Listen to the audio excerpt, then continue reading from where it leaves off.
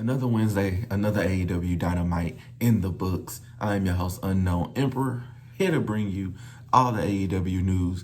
If you missed it yesterday, this is my AEW Dynamite review, and we're just gonna get into it. AEW started off with Adam Copeland. He came out, he was fired up. He was basically, we had his team captain hat on, his cheerleader spokesperson for AEW shirt on, and he wanted to shed a little bit of positivity because since the CM Punk interview, has been a whole lot of negativity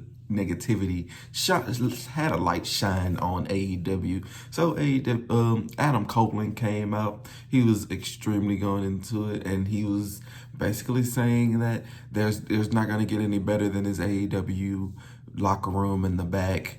We're going to focus on the positivity. We're not going to focus on the negative BS.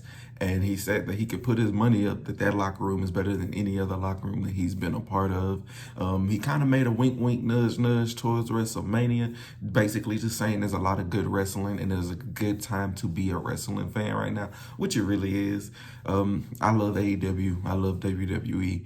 I used to be in New Japan, so this is right now is just like a great time to be a wrestling fan. He kind of reminded us how lucky we are to kind of be in this moment and seeing all this great wrestling going on. He referenced a bunch of wrestlers like Swerve Strickland, like Kenny Omega, like Samoa Joe, Malachi Black, and that's just to name a few. Just saying there's a whole lot of opportunities for him in AEW. He mentioned signings like Okada, Mercedes Moné, and Will Ospreay. It's really Ospreay, but he said Ospreay. And then he basically responded to CM Punk's criticism, saying that this is the most fun he's ever had in wrestling. AEW makes pro wrestling better, and AEW is where the best wrestle. Adam Copeland basically just doing a little bit of damage control over all the bad PR that has been happening over the press from that CM Punk interview. So amazing. And what we segued into is he brought out one of those young, amazing signings, Will Ospreay. He brought out Will Ospreay. Will Ospreay came out, the aerial assassin. He was such a oh man. If you do have a chance to watch Will Ospreay, the aerial assassin, please take time out your day to just watch him wrestle. He is most definitely a great wrestler. You feel his passion, his energy through the screen, and great. But that segued into Will Ospreay taking on Powerhouse Will Hobbs. Essentially, it was a battle of wills. Battle of the Wheels got going on. Powerhouse Hobbs was on top pretty early. He was running through Will Ospreay, like just kind of powering him a little bit. But Will Ospreay was able to fight back. It was big man slapping man meat against a fast, quicker, agile young whippersnapper. He was throwing Will Ospreay around, not even the dives. And he even threw Powerhouse Hobbs into the steel steps. That wasn't enough to kind of bring down the HP. Powerhouse Hobbs was able to pick up Will Ospreay, and he had a nasty landing because he suplexed him into the steel steps. It looked really brutal, and then he slammed him into the apron multiple times. Then he just tossed him over the announce table. It was like I said, he was just basically just throwing Ospreay around. Ospreay really started to fight back at this point. He got his momentum back. He was able to hit a phenomenal elbow, and then he was chopping Will Hobbs, and it was to nothing. He basically no-sold those chops. He slapped him, made Will really mad, made Powerhouse really mad, and when he was able to fight back. Powerhouse got a little bit too cocky. He went to the top rope. He hit a flying nothing. He hit nothing but the canvas. And William Ospreay went for an ox cutter. He got reversed. Then he went for his second ox cutter. And whenever he hit the next ox cutter, he got the near fall. Ospreay missed with the hidden blade, and then he got killed by a lariat. I'm talking about he got flipped inside out. and then he got hit with a power slam from the top rope for a near fall. But instead of getting on Ospreay, Powerhouse Will Hobbs, he started to argue with the referee a little bit. Will Ospreay was able to build back up his health. He was able to get his energy and get his second win back. Ospreay was able to hit a sky twister, and then right then he kind of hit Will in the face. He kind of hit Powerhouse Hobbs in the face with his knee a little bit. And then he hit a hidden blade. And 1, 2, 3, Powerhouse Will Hobbs did take the L, and he was not happy about it after the match. Don Callis had to get in between Ospreay and Powerhouse Will Hobbs, kept them separated. But right now, Ospreay is running the gauntlet through the Don Callis family. He's not going to be in it for long, and Powerhouse Will Hobbs obviously was upset because he's a passionate competitor, and he took a loss, and he might have been upset that he also took a knee to the face. I don't know, but we're going to keep the match. This match, we're gonna keep it. It was William Ospreay, and he's great at what he does. Which subsequently, when Will was leaving, he had a run-in with his Dynasty opponent, Mr. American Dragon Bryan Danielson. He came out. They exchanged glances. They looked each other up and down. They gave each other that nod, and he made his way to the ring. But the American Dragon basically was getting ready for his match with Lance Archer. Right now, this is you're going to hear deja vu. It's big man slapping man meat and Lance Archer with a smaller, faster, agile, technical wrestler in Bryan Danielson. And we had another showcase of it. Like I said, copy paste, first match, second match. They basically trying to one up each other. So they got to it. Lance Archer basically dominated Bryan Danielson for the majority of this match. But we all know Lance Archer was not gonna win, so they kind of let it happen that way to where he was able to get a lot of offense in. He was slanging Bryan across the ring. He was hitting suplexes. He was dominating Bryan, flipping him, slamming him, hitting him, basically beating him down, showing him big, powerful. Bryan Danielson tried to fight back. He tried 2 dragon screws. He tried chopping him down, which only seemed to make him a little bit mad, because when he got through getting kicked in the legs, all he did was choke slam Bryan into the apron. And then after he choke slammed him, he grabbed a random man and then just threw him on to Bryan Danielson. Like, he grabbed him from the crowd and just slammed him on him. It was extremely brutal. I'd hate to just be a random person sitting by the wayside. But then it was comeback time for the American Dragon. He hit 2 drop kicks in the corner, and then he got the label lock in, which Lance Archer had to break up by getting his long 6'8" frame onto the bottom rope. Bryan Danielson is just a great wrestler, and Lance Archer is very nimble and big, and he's able to do a lot of stuff that you don't assume that he can do, but he's a very good wrestler for what he does. And but once he broke it up, he was able to do kick Archer, and he was able to power out of the choke slam with a 1-2 kick out. Bryan Danielson then got tired of playing around. He hit 1 psycho knee. He hit 3 kicks to the head. He hit another psycho knee. 1, 2, 3. The American Dragon wins, and he can go on to Dynasty, and him and William Ospreay can continue this one-upmanship. But we can keep this match too. It was basically copy and paste showcase. Will Ospreay showing he's a great wrestler. American Dragon showing he's a great wrestler. Anything you can do, I can do better. I kind of like this storyline. Not kind of. I love this storyline. Will Ospreay is a great wrestler. Bryan Danielson is a great wrestler. I can't wait for Dynasty so I can see these 2 great wrestlers go at it. I'm sure this is going to be the match of the night whenever it comes. But it's going to be so much great wrestling on it. But it was amazing. Renee and Chris Jericho then brought out Hook, and long or the short of it is Chris Jericho wants Hook to trust him. Hook says he trusts him, but he has to keep an eye on him, so they set up a tag team match. for Saturday Collision. That was basically that. They kind of ran through that. Just like this next match, I wish they would have ran through it, but they kind of just let it play out. And this was the match between Daddy Ass Billy Gunn taking on Switchblade Jay White. And there's not really much I can say about this match. I honestly, I feel like this was a disgrace to what they could be doing with Jay White. There is no way, regardless of the circumstances behind everything. Billy Gunn jumped Jay White before the match. Obviously, Jay White broke into his home. He got a little angry, this, that, and the third. But the majority of this match was Billy Gunn beating Jay White ass in the ring, beat him outside the ring, beat him through the crowd.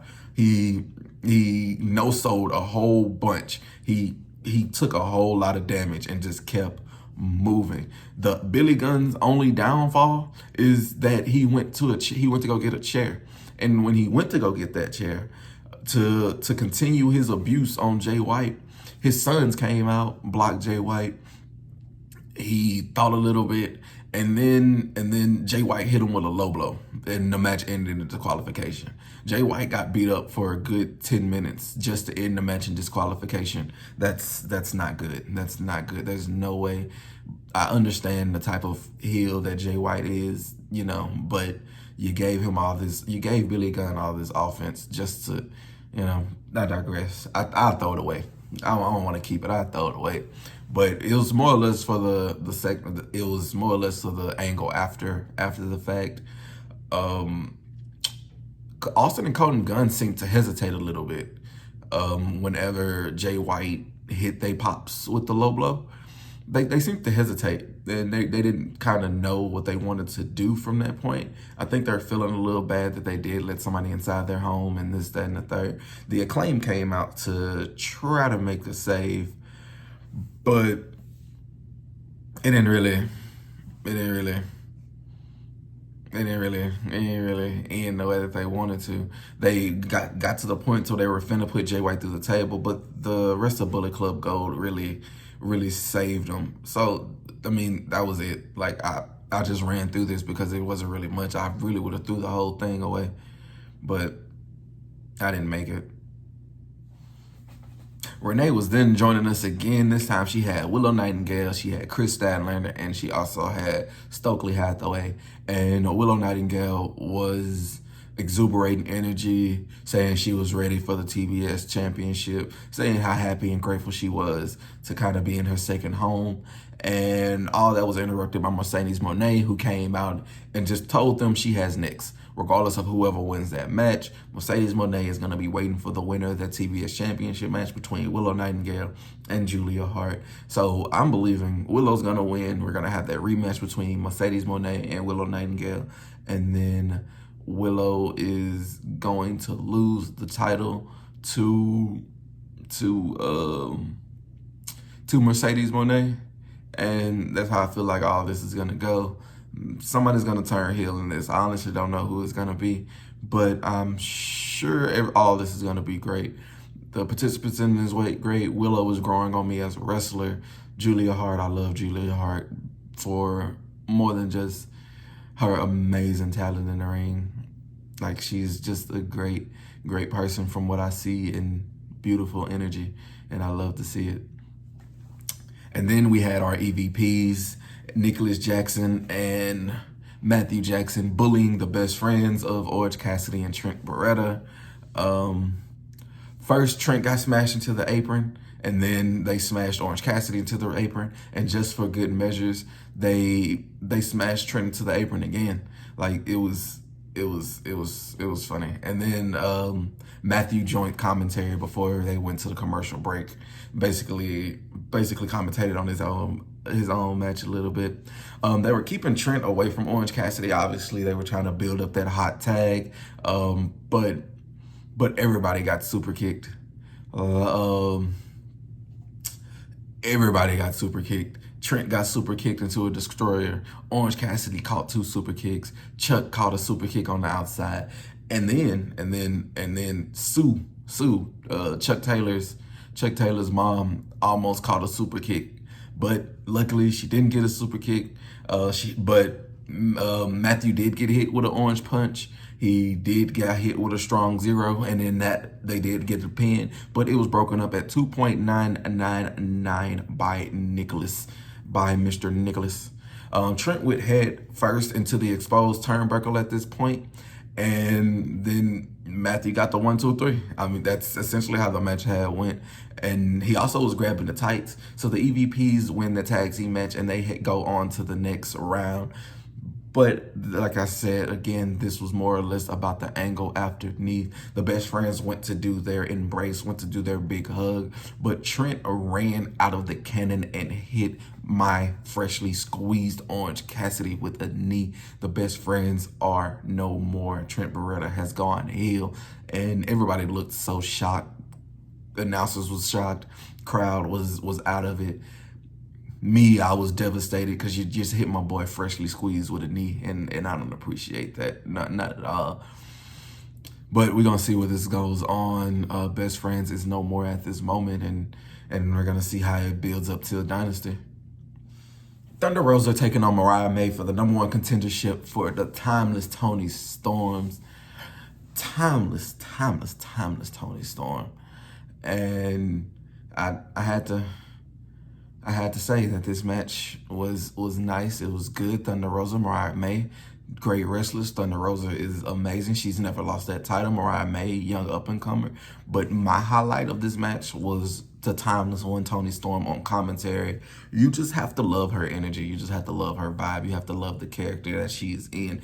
And she basically just pushes the boundary of the old school, amazing, goofy, happy, fun time wrestling with the serious of the distraught soap opera person. It's great. The match started off with Mariah May showcasing basically her growth as a wrestler. She basically has Toni Storm's moveset. She even hit a sweet chink music and then a running drop kick for the 1-2 kick out. The treat, like I said, Toni Storm on commentary. Mariah May was able to hit a headbutt, and then she went for the Mayday. Thunder Rosa was able to turn the Mayday into a backstabber, and then she hit her Tijuana bomb for the 1, 2, 3. She is going to Dynasty. She didn't have a face-to-face with Toni Storm, who was outside on commentary. And the great thing about the presentation of Toni Storm is whenever she's in shot, it is going to be black and white. Thunder Rosa came in, her side was color versus the black and white, and that backdrop is just amazing. It's good. I can't wait for this match. You're going to hear me say I can't wait for a lot of these matches because I just love good wrestling, and AEW showcasing a whole bunch of storyline, a whole bunch of wrestling that is just gonna tear the roof off the place.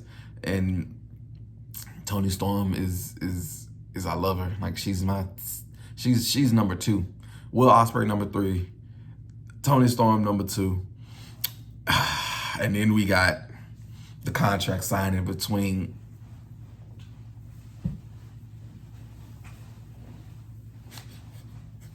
your boy, my boy. That's why I got the gray hoodie on. I don't have a gray fur coat like my boy Swerve, but I do have a gray hoodie to let him know I'm rocking with you. I should have put a chain on too, because I'm swerving too.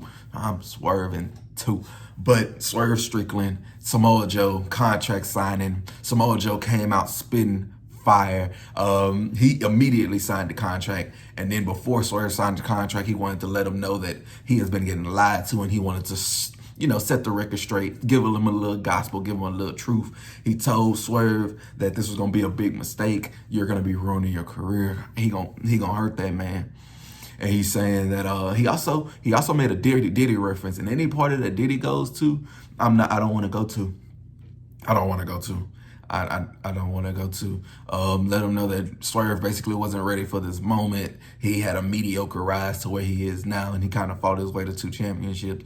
But Joe was just eviscerating him. But my boy Swerve, I say my guy because my guy Swerve Strickland, Swerve. my guy Swerve Strickland, he was not backing down. He fought back. He reiterated his dreams and how he dreamed about this moment, and that he's not gonna let anybody or anything stand in his way. He understands how much of a danger Samoa Joe is and how he is a killer. But Swerve looked him in his eyes and said, "I'm a killer too. I am a killer too. We both kill. You a killer. I'm a killer." Swerve ended it by calling. He was like, "Take that, and now you can run the fade, bitch." Then he looked at him, "Bitch." But Joe ain't one of them. Joe ain't one of them. He pushed Swerve. Swerve punched him. He caught him with a right. Boom. It was a little stiff one. Joe went down.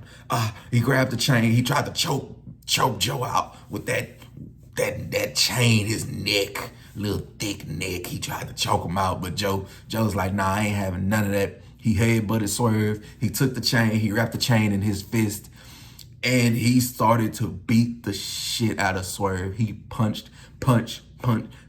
It's like Omni-Man and his son Invincible. Like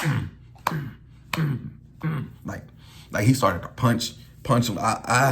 I'm shouting through the screen, "Joe, I'm finna come through because you're beating my boy." Like, he punched him down in the corner with the chain on, and you can tell Joe really meant them. Or like he said, he's selling me his wrestling. But it honestly didn't even end there. Joe was leaving, but all we heard was my boy Joe, my boy Swerve laugh it off. He laughed it off. He said, "Man, if that's all you got for me, if you gonna lose your title at Dynasty." He laughed it off. He took his blood. He took the pen. He took his blood. And he used his blood to sign the contract. He used his blood, and then he wiped it all over the contract. That boy Swerve said he built for this, and he is. I know he gonna win that title. Swerve, I know you don't know me, but I am Unknown Emperor, and I know you gonna win that title at Dynasty because you that man, that dog. But all he did was piss Joe off. Joe came back. He kicked him in the balls, and then he put him through the table with a uranagi, and then he stood on my boy Swerve's chest. And that's how AEW Dynamite went off the air. I love this segment. I love this contract signing. And not only because, but the big reason because is, as you can already see, I love Swerve Strickland. Samoa Joe, I've been following his career since TNA, WWE, and now, what he did in NXT, everything, and now in AEW. This is gonna be a great, brutal match. Somebody's gonna bleed, and I'm all here for it. But I want to keep it. I want to keep this contract signing. It was good. It was great. We can keep it in the Empire, and we're just gonna hold on till Dynasty. See how this continues. But let me know what you thought about it. If you liked it, if you wanted to throw it away, if you wanted to keep anything in these segments, you let me know down in the comments below. Wrestling is great right now. Wrestling is great again, and that's across all platforms. AEW, WWE, TNA even. Like, wrestling is great, and I just appreciate wrestling. You let me know what you thought about Dynamite in the comments down below. You like, you share, and you also subscribe. I'm your host, Unknown Emperor. Appreciate you. You check out some of my other videos. You know, this is why you're here. I do more than just wrestling videos. But just feel free to tune in and just let me know what you like. Let me know what you'd like to see from me. I am signing off. Later.